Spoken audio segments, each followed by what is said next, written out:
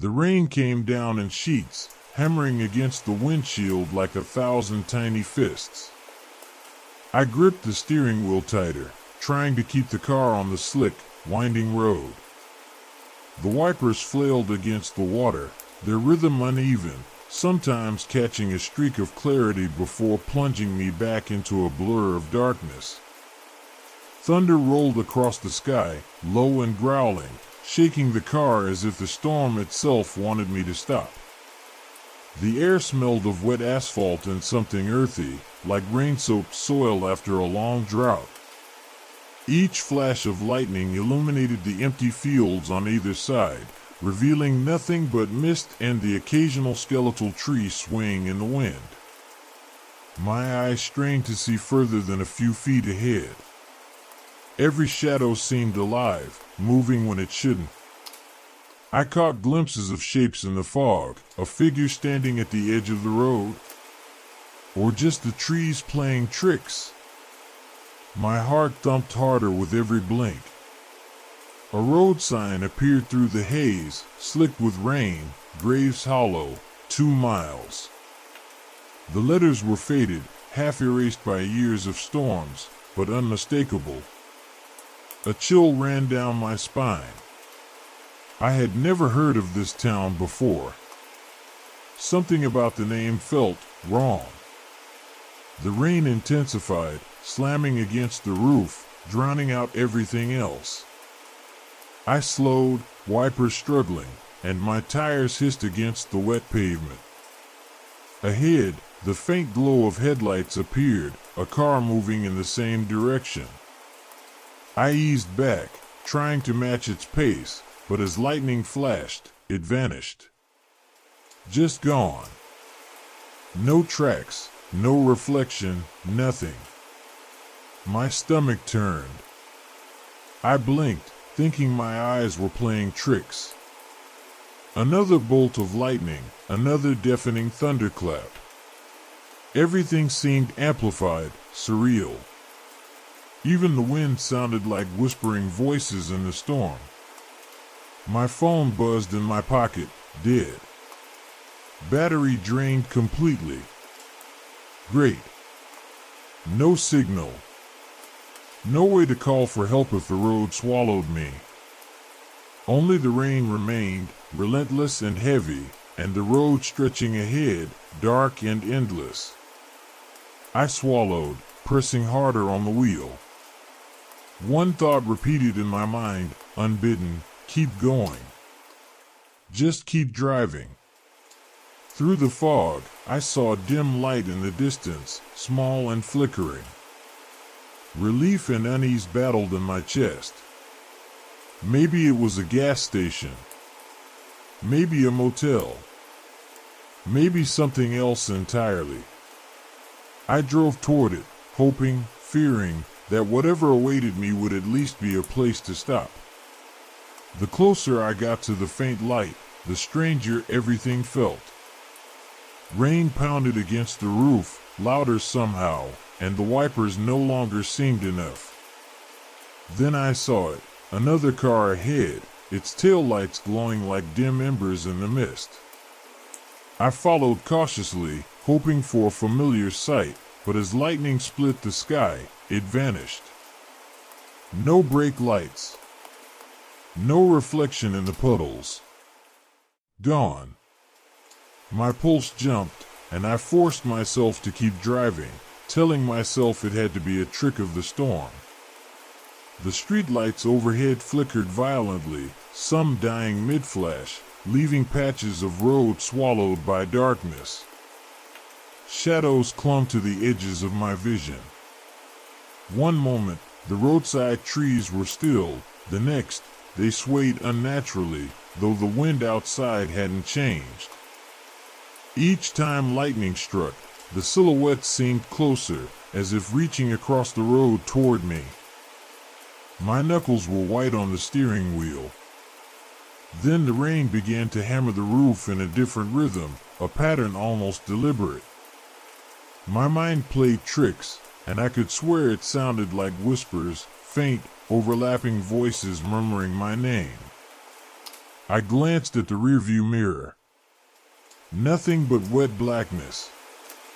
I swallowed hard, trying to calm myself, but the unease clung stubbornly, crawling up my spine and settling into my chest.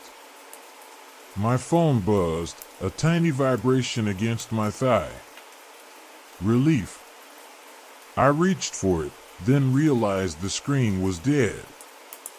Not just low, dead. Completely black. I pressed the power button again and again, but the battery icon never appeared. I wasn't even sure if I had a signal. For the first time all night, I felt truly alone, cut off. The storm had swallowed every familiar comfort, home, help, even a sense of direction. Only the road stretched endlessly ahead, slick and dark. Then came another flash of lightning, brighter than any before. In that brief illumination, I thought I saw a figure standing at the side of the road, wet hair plastered to its face, drenched clothes clinging like skin. My eyes widened, but before I could blink, it was gone. Only the puddles reflected a fleeting shadow where it had stood. My stomach churned, and I gripped the wheel tighter. I exhaled, telling myself it was nothing, just rain and fog, a trick of light.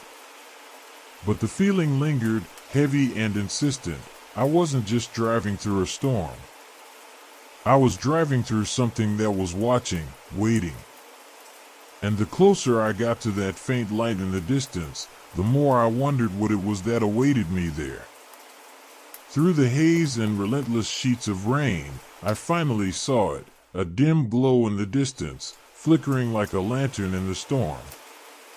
Relief surged, though unease lingered, and I pressed the accelerator a little harder, tires splashing through the shallow puddles forming on the worn asphalt. As I drew closer, the building came into focus, a small, battered motel, paint peeling from years of storms, its sign swinging slightly in the wind. Hollow Pines Motel, it read, letters warped and faded, illuminated only by a single flickering bulb. The parking lot was empty, save for a few puddles reflecting the neon glow of the sign. Water pooled along the edges of the asphalt, and each splash of my tires sent tiny waves outward. I parked, turning off the engine, letting the silence of the storm take over for a moment. Rain tapped against the roof of my car like impatient fingers, drumming a rhythm I couldn't ignore. The wind whistled through gaps in the building's exterior, carrying the faint scent of damp wood and mildew. I grabbed my bag and stepped out, immediately soaked. The rain seemed colder now, sharper, biting through my jacket. I hurried to the front door, fumbling with the lockbox before finally finding it unlatched. Inside, the lobby was dimly lit, smelling faintly of damp carpet and old coffee. A bell sat on the counter, tarnished and small, but when I rang it, a shuffling sound came from the back room. An older man appeared, thin and wiry, with a face lined by time and eyes that seemed both kind and cautious. He wore a faded cardigan over a plain shirt, sleeves rolled up past thin wrists. "Evening," he said, his voice low and calm. "Didn't expect anyone tonight." I need a room," I said, trying to keep my teeth from chattering. He nodded slowly, as if weighing my presence carefully. "Name?" Alex," I muttered. He scribbled something in a faded ledger, glancing at me briefly before returning to his work. "Well, Alex, it's a quiet night. Quiet is good. Not many people come through here anymore. The rain keeps him away." His gaze lingered on me for a beat longer than normal, a subtle weight behind it, as if he recognized me from somewhere. I told myself it was just the storm making everything seem stranger. He handed me a key, small and worn, the tag reading room 3. "Don't mind the creaks," he said, voice almost conspiratorial. "Old place, old bones. Rain'll make it feel worse than it is. Most folks leave by morning." I thanked him and made my way down the narrow corridor. The floorboards groaned under each step, a hollow, rhythmic sound that matched the rain outside. Room 3 was small, dimly lit, with a damp smell I couldn't ignore. A thin bedspread covered the mattress, and the window was streaked with rain. Outside, the storm had intensified, lightning illuminating the puddles that had formed on the sill. I set my bag down and walked to the window.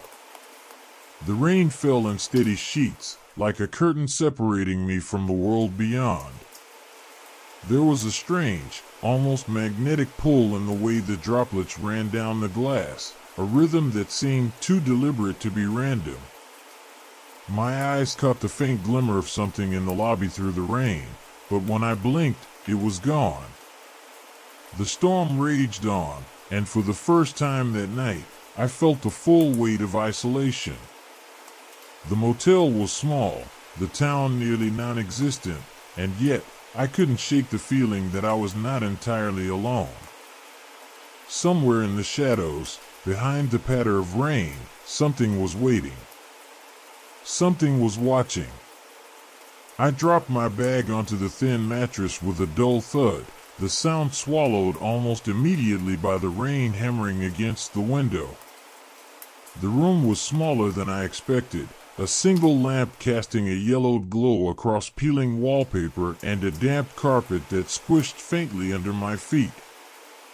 The smell of mildew was strong, but beneath it, I thought I caught a faint hint of something else. Cigarette smoke, maybe, or old wood left to rot.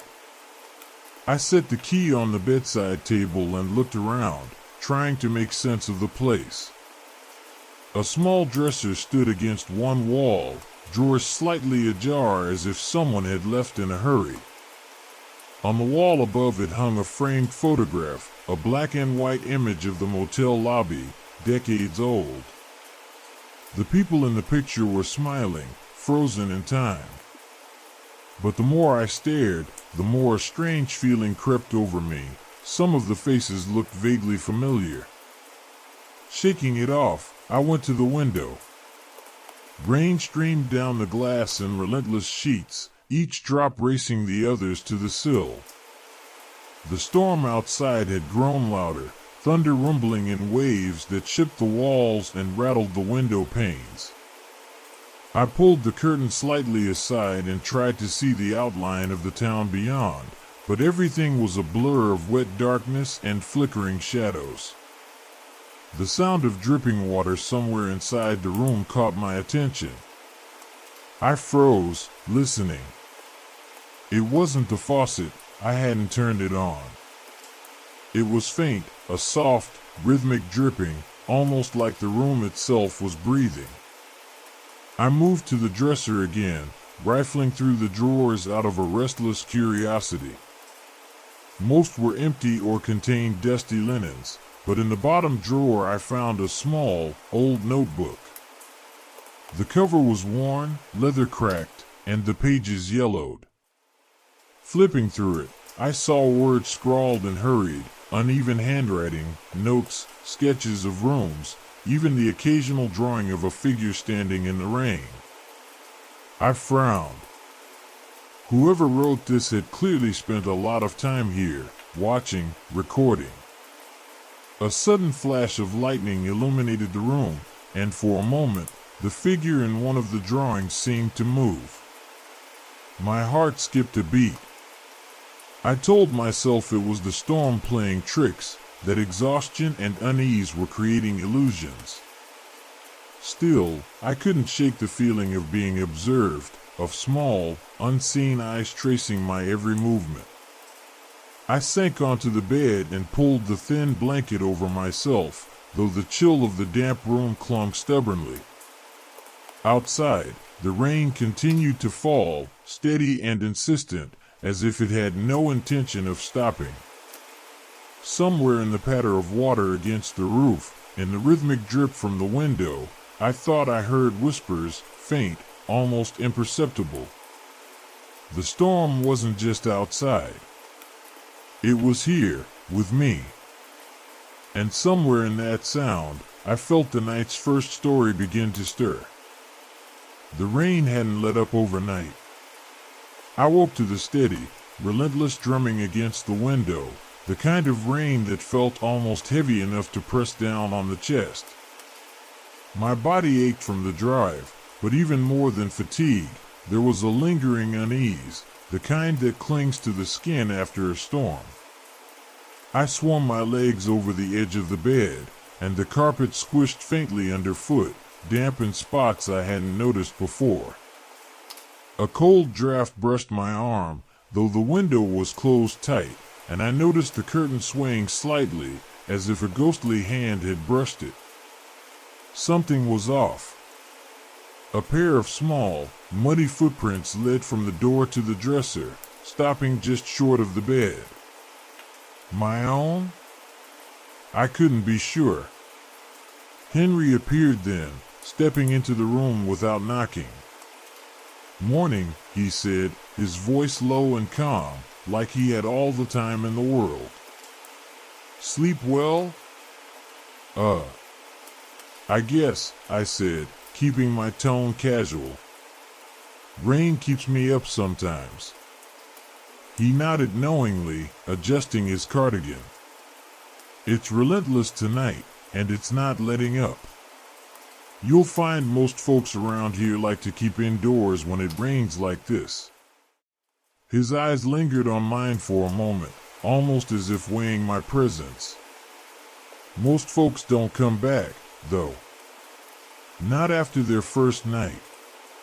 I swallowed hard, trying not to let the words sink too deep. "Why's that?" Henry shrugged, a faint smile tugging at the corner of his lips. "Some leave because of the storm. Some because of the stories." He didn't elaborate, but his gaze drifted toward the hallway, as if someone, or something, might be listening. I followed him down the narrow corridor to a small breakfast area at the back of the motel. The smell of old coffee and damp wood mixed in the air. Outside, the rain beat against the windows, the constant rhythm keeping time with my racing pulse. A few other guests sat scattered around the tables, faces half hidden in shadow, eyes occasionally darting toward the window. Henry poured himself a cup of coffee and handed me one without a word. "Eat something. You'll need it if you plan to stay awake through the storm." His tone was practical, but there was something in it that suggested more than just concern for my hunger. I nodded and took a sip. The warmth spread through my hands, though it did little to calm the tension tightening in my chest. Something about this place, about Henry, about the storm outside, felt deliberate. Not malicious, exactly, but like the world here had rules I didn't understand yet. And if I wanted to stay, I'd need to learn them, quickly. The breakfast area was small, just a few tables pushed against the wall, and the rain pressed against the windows like a relentless drumbeat. Steam rose from my cup of coffee, and I wrapped my hands around it, letting the warmth seep into my fingers. Henry moved around the room with a quiet efficiency, topping off mugs and straightening chairs that didn't need it. "Most of the folks who come through here," he said, sliding into the seat across from me, "they think they're just passing through. Driving somewhere else. But the storm, it has a way of keeping people in place. Makes them notice things they wouldn't normally." I sipped my coffee, nodding slowly. "Like what?" Henry smiled faintly, eyes distant. Oh, little things. Oddities. Strange occurrences. People disappearing for a night, turning up somewhere else, or sometimes, not at all. Some stories you hear, you don't believe at first. Until it happens to you. He leaned back, taking a slow sip from his own cup. The rain tapped against the window in time with his words, punctuating each pause. I tried to keep my tone casual, though unease coiled in my chest. Disappearing? You mean guests? He nodded once, almost imperceptibly. Some. A man a few years back, he checked in, fine as could be. The next morning, his room was empty. No note, no luggage, nothing. His car was gone too. Some say he just moved on. Others say the storm took him. I shivered, more from the story than the chill in the air. Henry's gaze held mine, patient but unreadable. It's not meant to frighten you, he said softly. Just notice it. That's all. Pay attention. The storm tells stories if you listen closely. I stared at the rain outside, trying to calm my racing thoughts. A couple of other guests passed through the room silently, heads down, eyes fixed on their coffee. Their presence was fleeting, almost ghost-like, and I realized I didn't remember hearing any voices besides Henry's. Careful, he added, leaning forward slightly. It's easy to think it's all random. But nothing here is truly random. Not the rain. Not the people. Not the occurrences. Listen closely. That's how you understand it. I nodded again, pretending to follow along, though I had no idea what he meant. The storm outside continued without pause, a constant, oppressive presence. And as I sipped the bitter coffee, I couldn't shake the feeling that Henry wasn't just talking about other people. Somehow, the storm, and whatever stories it held, was already paying attention to me. After breakfast, Henry gestured toward the hallway. If you're staying, might as well see the place. Gives you a sense of where everything is, and what's been left behind. His tone was casual, almost conversational, but I noticed a slight stiffness in his shoulders, like he was used to explaining things to people who didn't want to hear them. We walked down the narrow corridor, the floorboards creaking beneath our feet. The walls were faded, wallpaper peeling in corners, and small water stains marked the ceiling. The fluorescent lights flickered intermittently, casting uneven shadows that danced along the walls. I tried to focus on my own footsteps, but the rhythm of the rain outside seemed to match them, a soft percussion that followed us down the hallway. Henry stopped at the first door. Room 5. Not much to see now, but it's been empty for years. The last guest left in a hurry. Left everything behind. He pushed the door open slightly. Inside, dust coated every surface. A bedspread lay rumpled as if someone had slept there recently, though no one had been. On the nightstand, a small notebook sat open, pages yellowed and curling at the edges. Scribbled inside were random observations, strange sketches, and what looked like hastily drawn maps of the motel itself. I shivered, and Henry continued down the hall. Most folks think empty rooms are harmless. But sometimes, the history lingers. You notice little things, scratches on walls, marks on the floor, furniture moved slightly. Nothing malicious, just remnants. Evidence that people were here. or something else. We passed another room, its door slightly ajar. I peeked inside. The room appeared frozen in time, an unmade bed, a chair tipped over, a small puddle on the floor that hadn't evaporated. The air smelled faintly of damp earth, though the room itself was sealed. I stepped back quickly, heart pounding. See what I mean? Henry's voice was quiet, almost teasing. These little oddities, they're easy to overlook. But they tell stories if you pay attention. We moved onto the lounge, a small area with threadbare couches and a bookshelf lined with dusty volumes. The titles were mostly mundane, old mysteries, local histories, but one caught my eye, a diary, leather-bound and cracked with age. I opened it gently.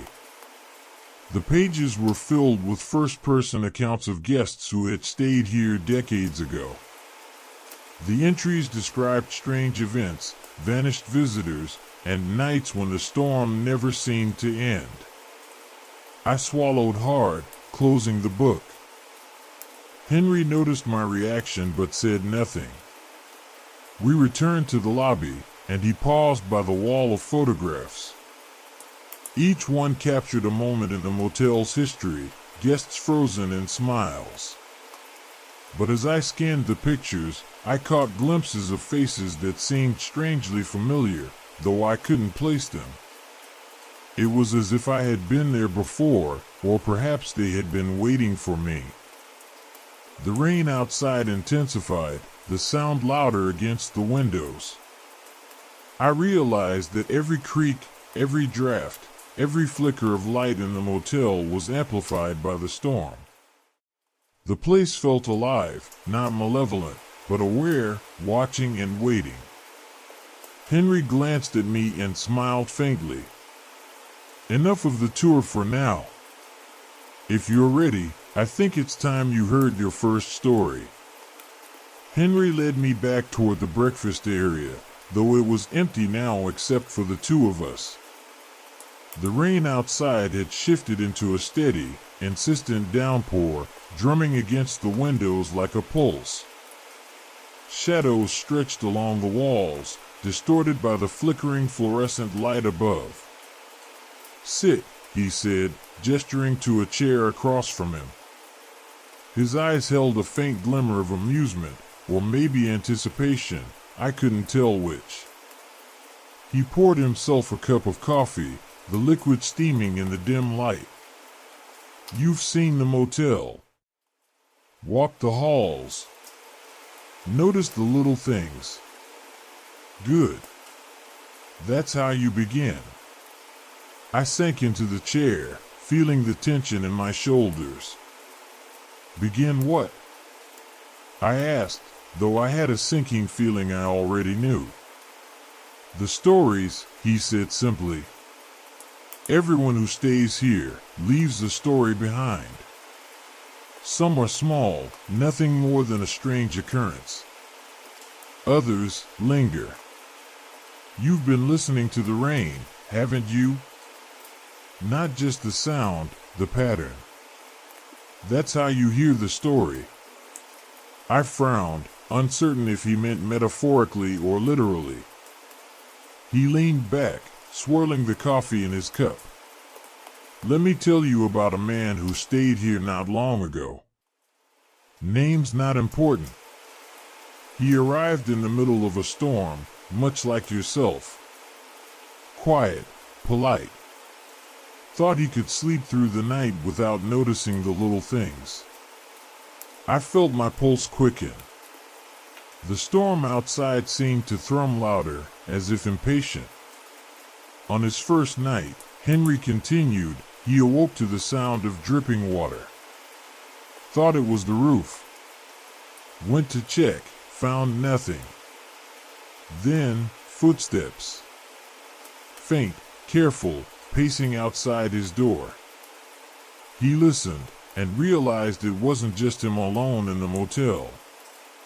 I shifted uneasily, staring at the floor. Every creak of the building felt magnified, every drop of rain a drumbeat syncing with his words. "The man never saw who it was," Henry said quietly. He only heard the whispers, the soft scratching on the walls. And when he finally got up to look, the hallway was empty. The storm, well, the storm didn't stop. And it never does here. Not for anyone. I swallowed hard, my fingers tightening around the edge of the chair. "What happened to him?" I asked, my voice low. Henry smiled faintly, the kind that didn't reach his eyes. "Oh, he left a story behind. And if you're paying attention, you'll leave one too." The rain outside intensified, a constant, hypnotic rhythm. I stared out the window, seeing only gray sheets of water and flickering shadows. The motel seemed to lean in closer, walls breathing softly, as if waiting. And in that sound, the whisper of the rain, the hum of the building, I felt the night's first real story begin to stir around me.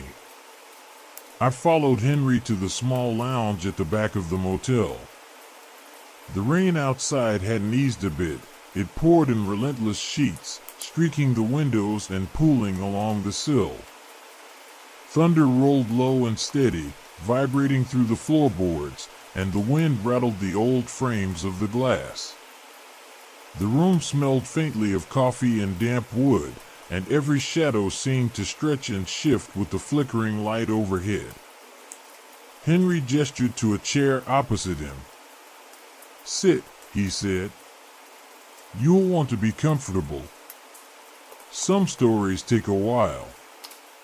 His voice was calm, almost soothing, but there was an edge I couldn't place. It wasn't menace, exactly, more like expectation. I settled into the chair, feeling the tension in my shoulders tighten. My eyes kept flicking to the windows, watching the rain sweep past in sheets, the occasional flash of lightning illuminating the street outside. Every crack of thunder made me flinch, my stomach tightening with anticipation. The storm felt alive, as if it knew what was about to happen. Henry poured himself a fresh cup of coffee, the steam rising in slow spirals. "The first story," he said quietly, "is about a man who thought he could ignore the storm. Thought he could pass through it and come out untouched." He paused, letting the words sink in. "Most of us know better. But he didn't." I swallowed, my throat dry. "What happened to him?" I asked, trying to keep my voice steady. "That comes in time," Henry said, his lips curling into a faint smile. "First, you need to listen. Really listen. Pay attention to the small things, the noises, the shadows, the way the rain falls. Storms tell stories if you know how to hear them." I glanced at him, unsure if he was speaking figuratively or literally. The room felt smaller suddenly, the walls leaning inward, the shadows shifting just beyond the edges of my vision. The rain sounded louder now, more insistent, drumming in a rhythm that seemed almost like words I couldn't quite make out. I took a sip of coffee, trying to calm my nerves, but it did little. Every creak of the building, every gust of wind rattling the windows, felt amplified. My eyes darted to the corner of the room, where the dim light barely reached. For a moment, I thought I saw something move there, but when I blinked, there was nothing. Henry leaned back in his chair, fixing me with a steady gaze. "Listen carefully," he said. "This is the kind of story that stays with you. Sometimes, it even follows you." I swallowed again, gripping the arms of the chair. Outside, the storm continued without pause, and in that sound, I felt the night's first story begin to stir, reaching for me from the rain-soaked streets and the shadows just beyond the window. Henry's gaze held mine, calm and steady, as if daring me to look away. "The man arrived on a night much like this," he began, voice low, measured. Rain slashing against his windshield, the road slick and treacherous. He thought he was alone, that nothing could touch him in the storm. I shifted in my chair, my fingers tightening around the edges. Outside, lightning split the sky, illuminating the sheets of rain in stark white. The wind rattled the windows, a long, mournful groan that made me flinch. Every sound seemed to sync with Henry's words. "He stopped at an old motel, much like this one," Henry continued. "Didn't seem remarkable at first. Quiet place. Dim lights. But the moment he stepped out of the car, he felt it, the air, heavy and electric, pressing in from every side. The storm, it wasn't just outside. It was everywhere. Surrounding him. Watching." I swallowed hard, staring at the darkened windows. The rain pattered harder now, each drop sounding like a tiny knock on my skull. "Inside, the motel was still," Henry said, leaning forward slightly. "Empty hallways, the faint smell of damp wood and old coffee. But there were sounds he couldn't explain, soft footsteps behind him, the scrape of furniture in rooms no one occupied. Shadows that moved just out of sight, corners of rooms that seemed to stretch and twist when he looked away. The storm followed him everywhere. Every room, every hall, every door. A loud clap of thunder made me jump. The lights flickered, casting long, dancing shadows across the walls of the lounge. I kept my gaze fixed on Henry, though my pulse raced. "He tried to dismiss it at first," Henry said. "Told himself it was fatigue, the storm playing tricks on his mind. But the sensations were persistent. The whispers, faint at first, almost polite, called his name. Then the scratches on the walls appeared, as though someone, or something, had been tracing his movements. He wasn't alone. Not by a long shot. I felt a shiver crawl down my spine. Something about the storm outside, the flickering shadows in the room, made the story feel immediate, like it was happening here, now. The man never saw who, or what, was with him, Henry said quietly. Only that it existed. That it was patient. That it was waiting for the moment he let his guard down. And the storm, it never left. Not that night, not ever." I exhaled slowly, gripping the chair, feeling my stomach tighten. The rain hammered harder against the windows, and for a moment, it sounded almost like a voice, whispering, beckoning. The story was just beginning, but already, the storm seemed alive, a presence entwined with every word Henry spoke. Henry's voice didn't waver, but the room seemed to shrink around me as he continued. By midnight, the man realized the storm wasn't just outside. It had seeped into the motel itself. Hallways stretched longer than they should have. Doors led to rooms he didn't remember. And the shadows, they were patient, curling around corners, waiting for him to notice them. I shifted in my chair, glancing toward the dim corners of the lounge. Shadows pooled there, darker than the rest of the room, stretching as if reaching for the walls, for me. The rain hammered against the windows, each drop loud and precise, as though echoing Henry's words. I could almost imagine footsteps moving behind me, soft and careful, though when I turned, there was nothing but the empty lounge. The whispers grew, Henry said, leaning closer.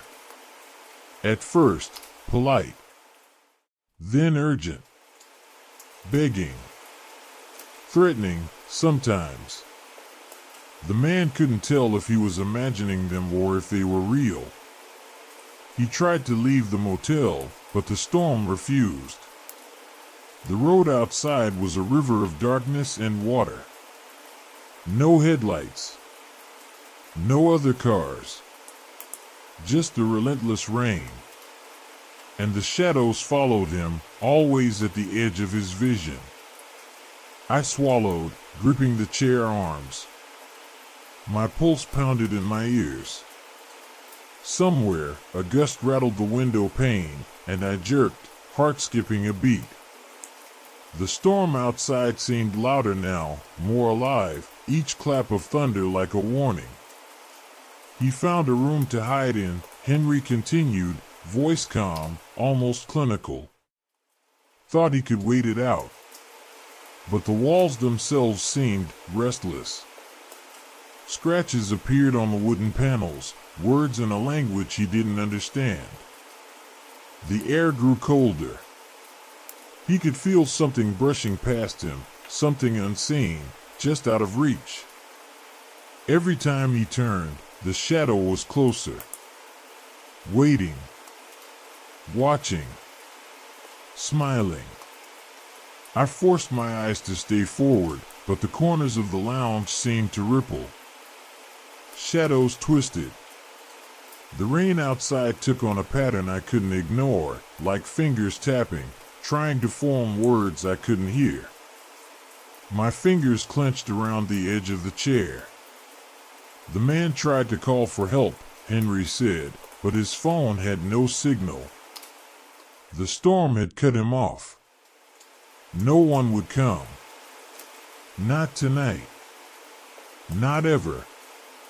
And the whispers, they weren't random. They called him by name. They knew him. They knew his fears. I shivered, the hairs on the back of my neck standing. It was impossible, yet every detail mirrored the motel around me, the storm, the flickering shadows, the cold drafts and empty hallways. I could almost feel the presence Henry described brushing the walls behind me, waiting. By the time he realized he could never leave, the storm had taken full control, Henry said quietly. The whispers, the shadows, they didn't just observe him. They guided him. And the longer he stayed, the more entwined he became. Entwined with the motel, with the storm. With them. I could barely breathe. The rain now sounded like it was inside the room, dripping, pattering, moving along with the shadows in the corners. Every word Henry spoke made it harder to distinguish the tale from the reality around me. I leaned forward slightly, holding my breath. The storm outside, the creaking walls, the flickering light, it all felt part of the story now. And I realized with a sinking certainty that the story was not finished, and neither, perhaps, was I. Henry's voice dropped to a whisper, though the storm outside seemed to swell in response, as if listening along. The man reached the last hallway, the one that led to the exit he thought he could take. The shadows were thicker now, curling around the walls, almost solid. The whisper screamed, though no sound left his lips. And then he paused, letting the silence stretch, the only sound the rain hammering against the windows. My own pulse felt loud enough to echo in the room. Then he vanished, Henry said finally, calm, matter of fact. One moment he was there, and the next, nothing. No trace of him in the motel. The door he tried to open was gone. The hallway led to a room he didn't recognize. And the storm, it didn't stop. I swallowed hard, staring at the walls, half expecting to see movement just beyond the edges of my vision. The flickering light cast long, uneven shadows, and the rain's steady drum felt like a heartbeat or a warning. "No one found him," Henry continued, his tone soft but deliberate. "Not the next morning. Not ever. Some say he still walks the halls when the storm is at its worst. Some say he became part of it, trapped between the walls and the rain, forever listening, forever waiting. You can hear him if you're quiet enough. If the storm lets you." A gust of wind rattled the windows violently, and I jumped, my stomach twisting. The room felt colder suddenly, every shadow longer, every corner darker. I realized I hadn't breathed for several seconds. Henry's gaze held mine. "And that," he said softly, almost conversationally, "is the first story. Some guests say it's just a tale. Others, well, they never speak of it again. Not in daylight, not ever." I leaned back in my chair, trying to force calm into my lungs. Outside, the rain continued unabated, a ceaseless, drumming rhythm. Each flash of lightning illuminated the motel briefly, and in those seconds, I thought I saw shadows moving where they shouldn't be. Or maybe it was only my imagination, fueled by the story. I realized with a sinking certainty that the storm, the motel, and Henry's calm storytelling weren't separate from one another. They were intertwined, layered over reality, making it impossible to tell where the story ended and the night began. And in that moment, as the rain beat against the windows and the wind howled through the cracks, I knew something had already noticed me. Something that had been waiting for the story to start. I sat in the lounge long after Henry finished the first story, the storm outside showing no signs of letting up. Rain lashed against the windows, sheets of water blurring the world beyond, and every crack of thunder made the floorboards vibrate beneath me. My hands wrapped around my coffee cup, warmth doing little to chase away the chill crawling along my spine. The room felt smaller now, shadows stretching long and thin across the walls. A chair I hadn't noticed before seemed slightly out of place, angled toward me as if it had been moved while I wasn't looking. I blinked, telling myself I was imagining it. But the nagging unease refused to leave. Henry watched me quietly from across the table, his eyes calm but sharp. "The storm isn't done yet," he said softly. "It's preparing for what comes next. You'll notice things you didn't before. Small sounds. Shapes in the corners of your eyes. They're subtle, but you'll see them if you pay attention." I swallowed, feeling the hairs on the back of my neck rise. Outside, the rain hammered harder against the windows, the sound like a steady drumbeat, almost a heartbeat. I could swear I heard something else, whispers, faint and almost lost beneath the thunder, as if carried on the wind. A flicker of movement caught my eye in the corner of the lounge. Shadows twisted across the floor, stretching, pulling, elongating unnaturally. My breath hitched. I wanted to tell myself it was the flickering fluorescent light or my imagination, but the feeling of being watched refused to let go. Henry leaned back, still observing. "Some guests think the storm is just weather," he said. "They don't realize it's more than that. It's alive. It's patient. It waits for you to notice, and then it tells you what you need to hear. Or shows you what you should fear." I nodded, though unease coiled tighter in my chest. I kept glancing toward the window, half expecting to see something standing in the rain, watching me. The storm's rhythm seemed deliberate now, a cadence that pressed against the walls, against the floor, against my very chest. Minutes passed, or maybe hours, I couldn't tell. The storm's voice was constant, unyielding, and I realized with a sinking certainty that Henry was right. The motel and the storm were connected, and I was no longer just a visitor. I was part of it now, as much a piece of the storm's story as any shadow or whisper within these walls. Henry's voice broke through the pounding rain. "There's someone coming tonight," he said casually, though a flicker of tension crossed his eyes. "And their story, it's not gentle." The lounge door creaked open against the storm's roar, and a gust of wind carried in the smell of wet earth and old leather. I looked up and saw a figure framed by the rain-smeared glass. A man, or maybe a young traveler, stood there, hunched against the wind, clutching a soaked jacket. He glanced at Henry and me, his eyes darting nervously, and stepped inside. Henry rose smoothly. "Evening," he said. "Storm caught you off guard, huh?"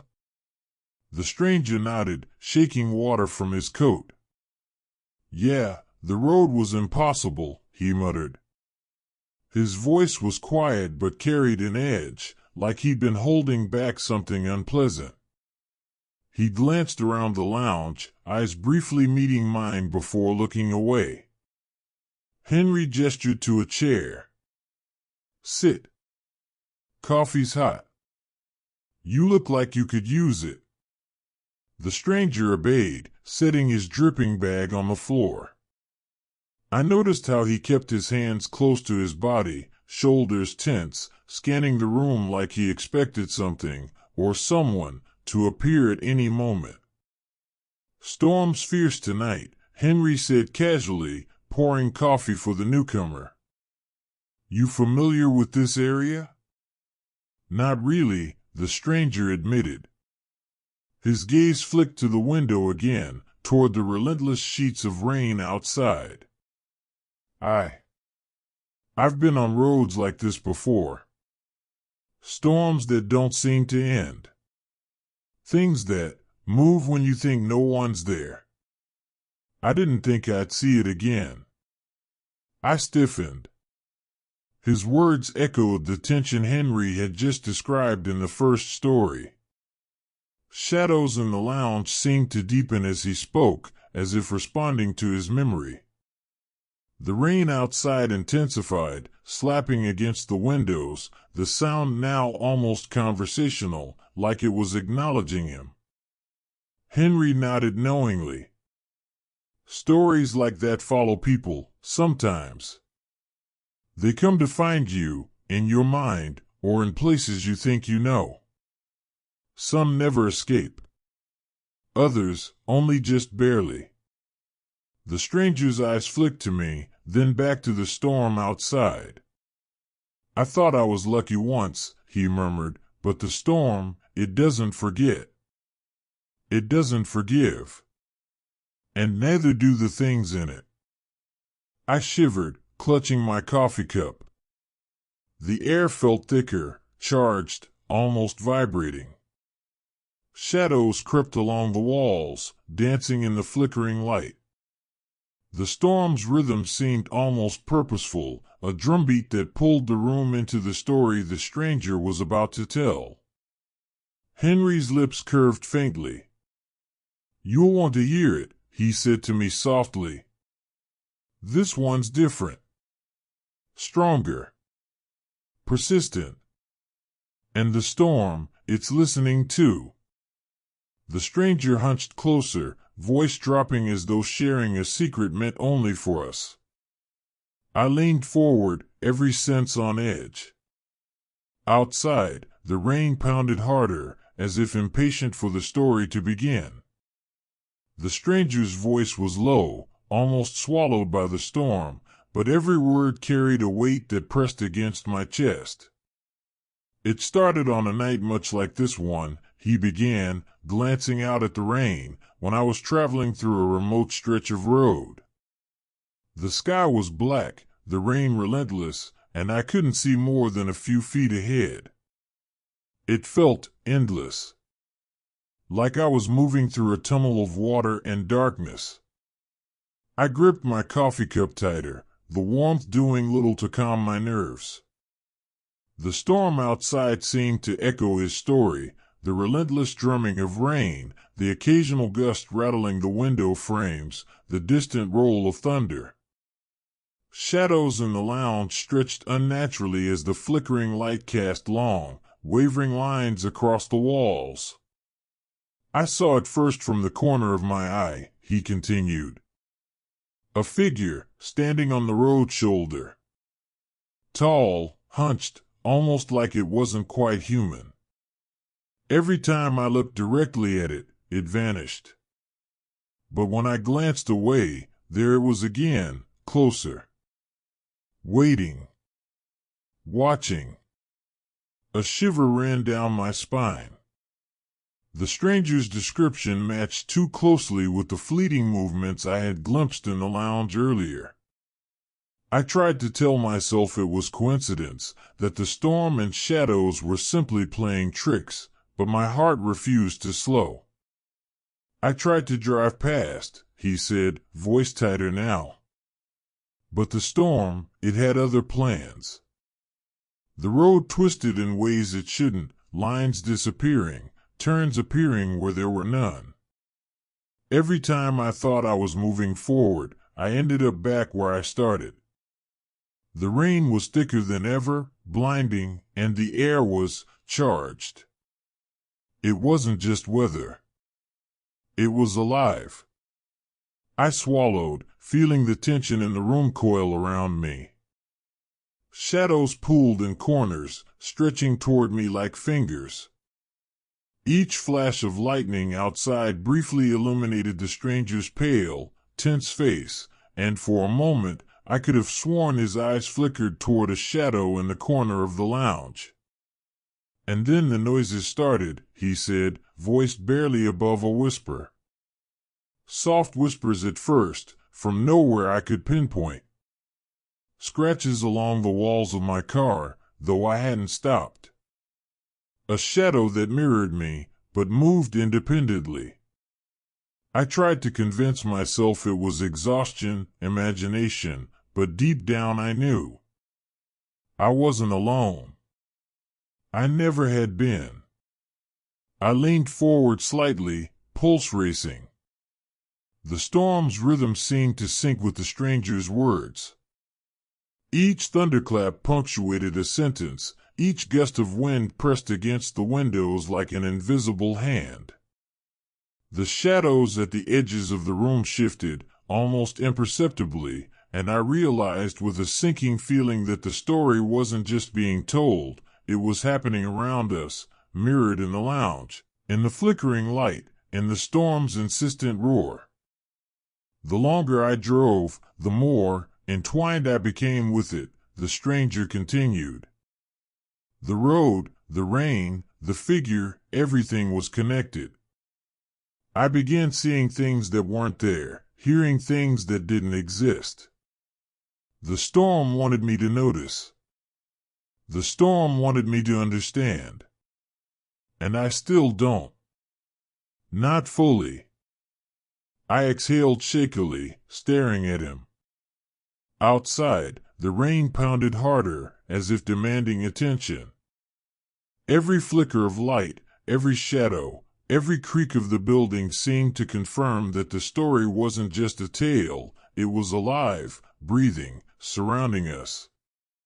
Henry's calm voice broke in, just above the storm's roar. And that, he said softly, is only the beginning. The stranger's eyes darkened, and his voice dropped to a whisper. By the time I realized I couldn't escape, it was too late.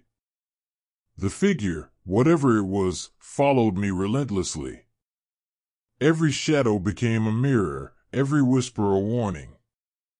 The rain didn't just fall outside, it seeped into my thoughts, pressing in, guiding me toward something. I hugged my coffee cup to my chest, feeling the chill crawl deeper into my bones.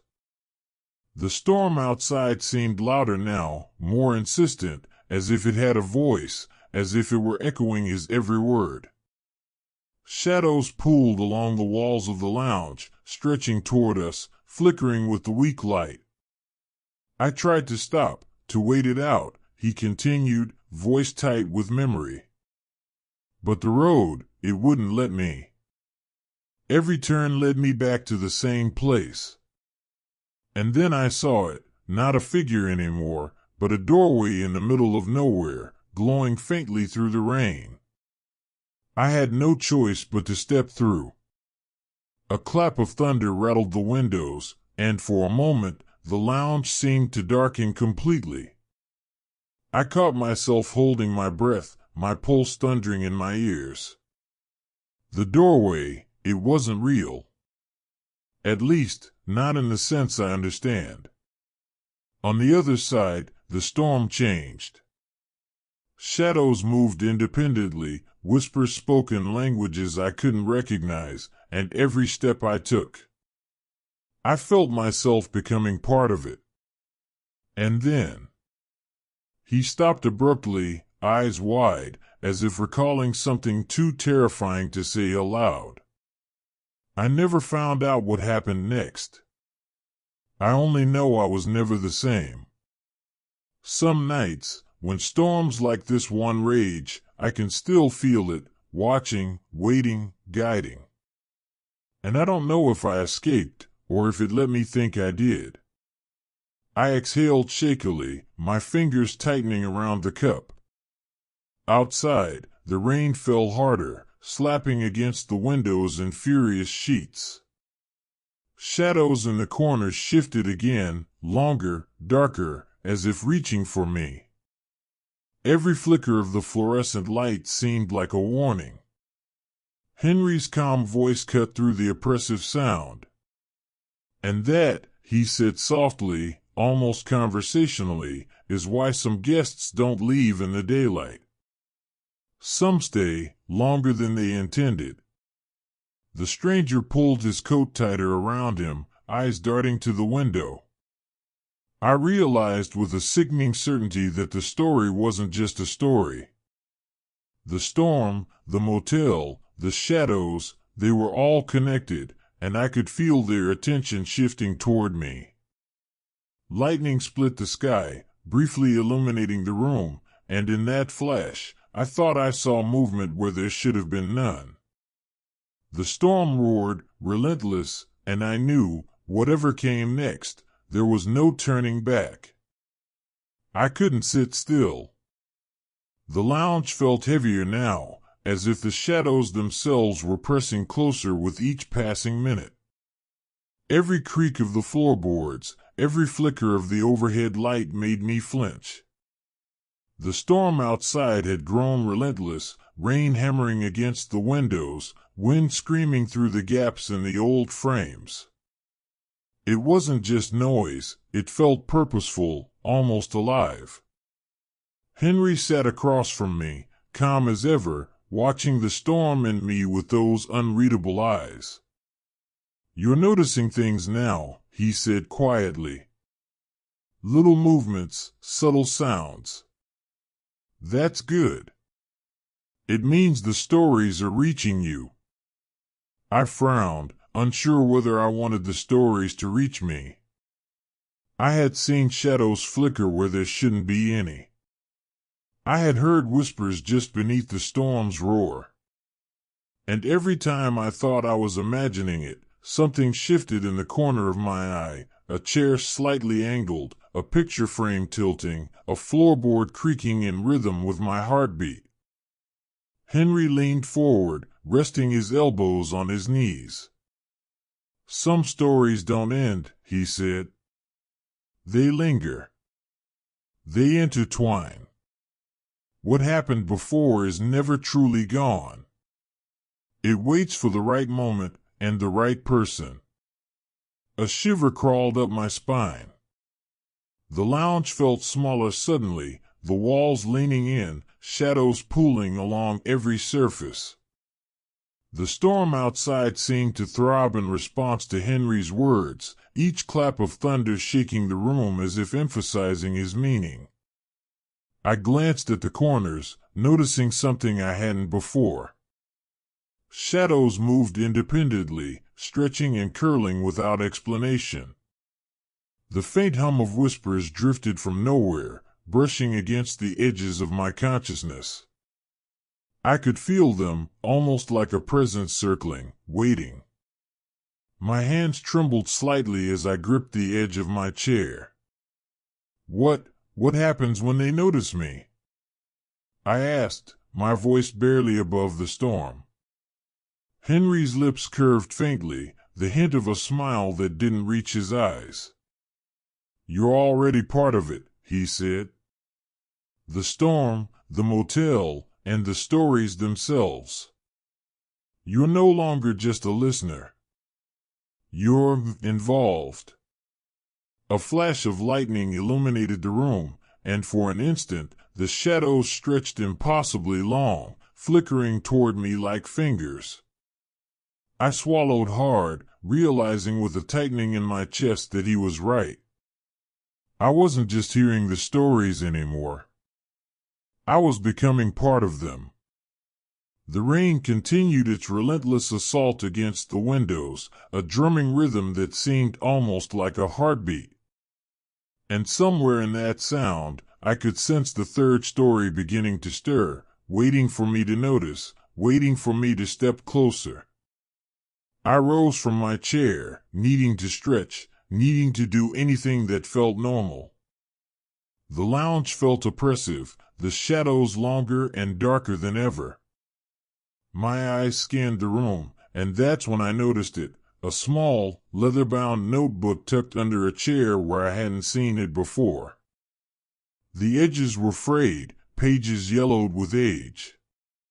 Curiosity overcame my unease. I knelt and picked it up, brushing the dust off the cover. The leather smelled faintly of smoke and damp, like the motel itself. I opened the first page. The handwriting was jagged, hurried, almost desperate. The storm never ends. It waits. I thought I could escape. But the rooms shift, the shadows move, and it watches. Do not stay alone. Do not trust the quiet. My pulse quickened. The words mirrored what I had felt these past hours. The shadows, the whispers, the storm, it was all as if someone had lived it before me. I flipped further. I heard the voices tonight again. They called my name. The hallway stretched, doors leading where they shouldn't. I felt it follow me, a presence beyond comprehension. I don't know if it wants me to leave or to become part of it. I swallowed hard, the notebook trembling slightly in my hands. The storm outside beat against the windows, louder now, almost as if it had noticed me reading these words. A gust rattled the glass, and I jumped, glancing around the room. The shadows seemed to shift closer, darker at the edges, flickering in the weak light. Henry's calm voice cut through the sound of the rain. Found an old guest's notes, did you? He asked softly, though there was an edge I hadn't heard before. Some leave pieces of themselves behind, warnings, fragments of what they experienced. Not everyone survives the storm the same way. I nodded, unsure whether to close the notebook or read more. Each page seemed to pull me further in, echoing the strange phenomena I had already witnessed, the moving shadows, the whispers, the way the storm pressed against the walls and floor. If you are reading this, it may already be too late. The storm knows you. The motel knows you. And the stories will find you. A shiver ran down my spine. Outside, The rain pounded with almost deliberate rhythm, the wind howling like a chorus of voices. I realized with a tightening in my chest that this object wasn't just a relic, it was a bridge between past horrors and the one that awaited. I closed the notebook slowly, hard hammering. The storm raged on, relentless, and I sensed the third story was already reaching for me. Henry leaned back in his chair, eyes flicking toward the storm-lashed windows. "The third story," he said quietly, "is not for the faint of heart. It involves more than one person, and the storm itself becomes insistent." I felt my stomach tighten. The notebook's words from moments ago still lingered in my mind. The shadows in the corners of the lounge stretched and shifted, almost as if waiting for the story to begin. The rain hammered relentlessly against the glass, each drop a drumbeat in the tension that filled the room. "It happened on a night much like tonight," Henry continued. "A group of travelers sought shelter from the storm, much like you. Roads impossible, darkness pressing in, rain so thick you could barely see your own hands." He paused, letting the sound of the storm fill the silence. "They thought they were safe inside an old inn, just a place to wait it out. But the storm, it doesn't forgive." I gripped the edge of my chair, feeling the tension coil in my chest. Shadows flickered at the edges of my vision, moving independently of any source of light. Each thunderclap rattled the room, and I could swear the wind outside whispered names I didn't recognize. "The travelers settled into separate rooms, trying to sleep," Henry said, voice low, deliberate. "But the inn had changed while they weren't looking. Hallways twisted, doors led to rooms that shouldn't exist. Every step they took brought them closer to something watching, learning, waiting." I swallowed hard. The storm outside seemed to answer him, a sudden gust rattling the windows violently, as though the motel itself leaned in to listen. Shadows stretched unnaturally along the walls, curling at the edges, and I felt a presence brush past me, invisible yet tangible. One by one, the travelers noticed the same things, Henry said. Doors that weren't there before, hallways that looped impossibly, whispers that echoed their fears. The storm wasn't just outside. It seeped into the inn, into the walls, into the very air they breathed. And then the shadows began to move of their own accord, almost sentient. I could feel my pulse hammering. Each word he spoke seemed to make the room smaller, the shadows darker, the storm louder. Lightning flashed, illuminating the corners where something might have been hiding, then vanishing just as quickly. "They tried to leave together," Henry continued, voice tight now, almost whispering, "but the inn had other plans. The hallways shifted, doors disappeared. Each room became a trap, and the storm, alive, patient, pushed them further in, deeper, until they realized they were no longer visitors. They were part of it. Part of the storm, part of the shadows, part of the story." I leaned forward, holding my breath. The storm outside screamed in unison with his words, a ceaseless roar that pressed against the walls and ceiling. I felt myself pulled toward the story, as if the motel and the storm themselves were drawing me in. "And that," Henry said softly, "is where it begins. The end doesn't let go. Once you notice, once you're part of it, the storm watches.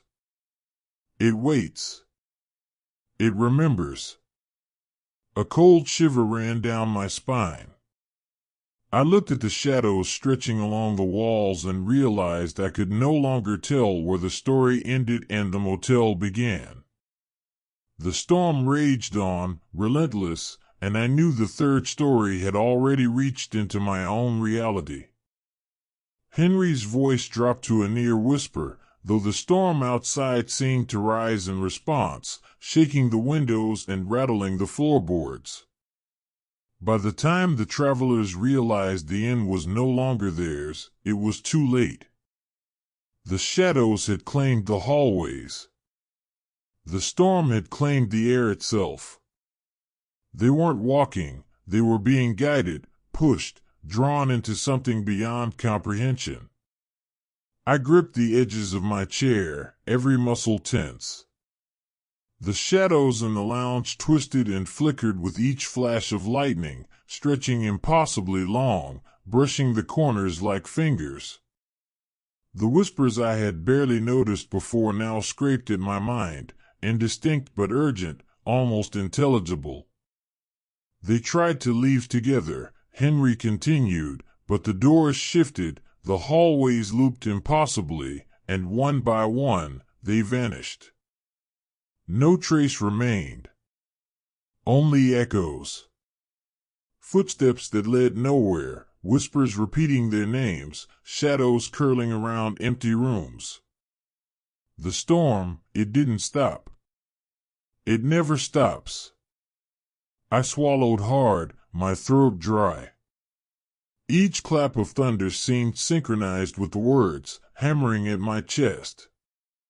My eyes darted around the lounge. The shadows seemed to stretch toward me, coiling along the walls in ways that defied reason.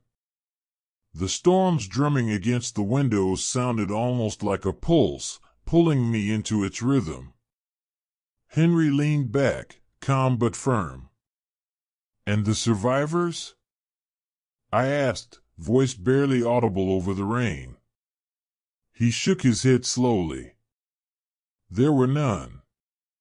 Only fragments. Stories that linger. Memories that seep into anyone who notices. A gust of wind rattled the windows violently, and for a heartbeat, the lounge plunged into near darkness, the storm's fury swallowing the weak light.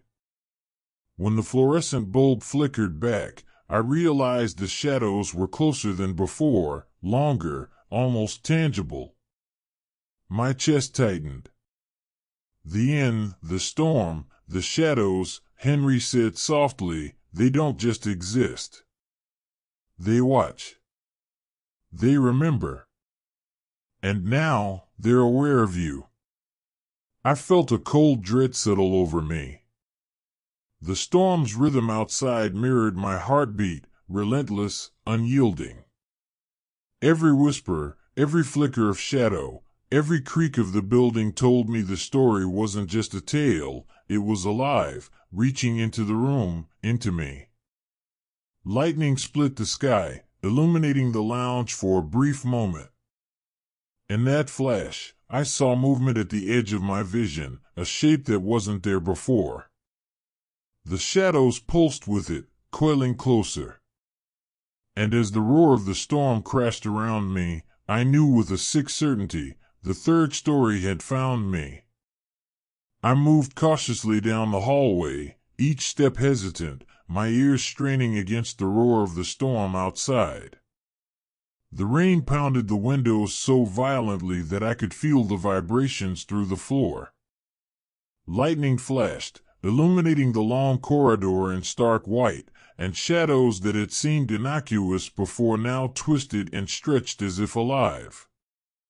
Something brushed past me, a movement so quick I wasn't sure it had really happened. I froze, heart hammering. The shadows recoiled for a moment, then slithered closer, pooling along the walls and floor. It was as if they were aware of me, following me deliberately. Doors along the corridor shifted subtly. A room I was certain had been down one way now appeared across the hall. The air felt heavier, charged, almost humming with anticipation. I gripped the edge of the wall, trying to steady my racing thoughts, but every instinct screamed that I was being watched, by the motel itself. Henry's voice echoed softly from behind me. "The storm is patient," he said. "It knows your fear. It knows when you hesitate." I swallowed hard, trying to focus, but the hallway seemed endless. The storm outside pounded harder, wind screaming through the cracks and rain hammering the roof in a relentless rhythm. Shadows darted at the edges of my vision, curling toward me whenever I tried to look directly at them. I realized with a shiver that the motel wasn't just a building. It was alive. The walls themselves seemed to breathe, the floorboards shifting beneath my feet, doors and hallways rearranging as though they had a mind of their own. The storm wasn't outside anymore, it was inside, pressing against the walls, pressing against me. A sudden gust rattled the windows violently, and a shadow leapt from the corner of the hall. I stumbled back, catching myself against the wall, heart hammering in my chest. The darkness wasn't empty. It was full of waiting, watching, listening. Henry's calm voice followed me, steadying and unnerving all at once. "You're beginning to see it now. The motel, the storm, the shadows, they're all connected. And once you notice, once you feel it, there's no turning back." I nodded, though every part of me wanted to flee. The storm's roar, the shifting shadows, the tremor of the floorboards, they were no longer just background. They were the story. And I was in the middle of it, with no clear way out. I stumbled into a side hallway I hadn't noticed before, the storm's roar muffled just enough to hear the soft creak of my shoes against the old floorboards. Something drew me down the corridor, a faint glimmer of light from under a partially closed door. The air smelled faintly of mildew and smoke, thick with the weight of forgotten memories. I pushed the door open and discovered a small room, dust motes dancing in the flickering light of a single candle. Along the walls were shelves crowded with old photographs, letters, and newspapers, yellowed and brittle with age. My pulse quickened. These were relics of lives that had passed through the motel long before me. A photograph caught my eye. A group of travelers posed on the same steps I had walked earlier, their expressions tense, uneasy. Scribbled in faint ink along the margin was a warning: the storm takes what it wants. Watch for the shadows. Do not linger. I moved along the shelves, picking up letters bound with frayed ribbon. They told similar stories, guests arriving during fierce storms, reporting strange noises, shifting hallways, disappearing companions. One letter described a door that led to a room no one had entered before, only to find it empty the next morning. The storm outside pounded in perfect rhythm with my racing heartbeat. A folded newspaper clipping revealed reports of people vanishing near the motel, storms coinciding with every disappearance. I traced the lines of text with trembling fingers, feeling the weight of the pattern. This wasn't random. It had been happening for decades, maybe longer. I looked around and realized shadows were moving in subtle, deliberate ways. They lingered along the edges of the shelves, curling toward me, stretching as if curious or predatory. Whispers drifted faintly from the corners of the room, almost coherent, like voices pressing fragments of warning into my mind. Henry's voice came from the hallway, calm but carrying an edge I hadn't heard before. "You're learning the motel's history," he said softly. "Every guest leaves a mark. Some are warnings. Some are invitations. And the storm remembers them all." I swallowed hard, feeling the chill press into my bones. The room felt alive, heavy with the stories it held. Each photograph, each letter, each clipping was a fragment of the storm's memory, a record of what it had claimed. Closing my eyes for a moment, I understood the truth. The motel and the storm weren't just shelters or weather. They were entities, conscious, patient, and waiting. And now, I was part of their story. I barely had time to take a breath before the shadows shifted again, more aggressively this time. They weren't just lurking at the edges anymore. They moved with intent, curling along the walls, pooling in corners, and stretching toward me like fingers reaching out. My pulse hammered, every instinct screaming that I was no longer merely observing. I was a participant in the motel's dark rhythm. The storm outside mirrored every flicker of movement inside. Wind screamed through the broken windows, rattling the frames, and the rain hammered the roof in sync with my racing heartbeat. Lightning split the sky, illuminating the hallway in harsh white, and for a moment I could see the shadows detach themselves from walls, coiling toward me. I stumbled backward, nearly falling over a chair that hadn't been there before. The motel was changing in real time, responding to me, to my fear. Doors that should have led elsewhere now opened to endless hallways, staircases looping back impossibly. I felt the weight of the place pressing down, alive, aware, and hungry. Henry's voice cut through the chaos, calm but unyielding.